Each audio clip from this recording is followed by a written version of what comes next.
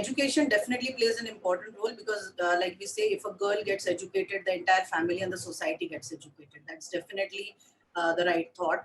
But I feel that for making them empowered right now, we also need to give them a livelihood, giving them jobs. Now, maybe giving them education, it would be something which we all want. Every girl should get educated, but maybe that may not be possible immediately in the near future, looking at some of the challenges that we have. So, can we give them a respectable and a decent employment, like we are trying to do it in our own organization? When you give employment, first is a lady becomes economically and socially independent.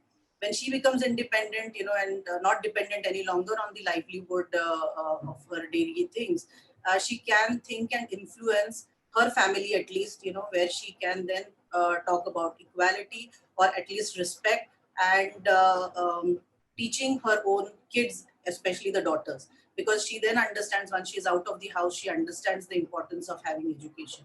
Because sometimes, Sandeep, I really feel that women at that strata are empowerment is a long subject, I think, for now.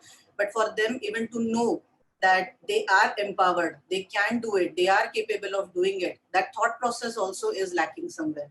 So can we bring in that thought process in them, is something through employment.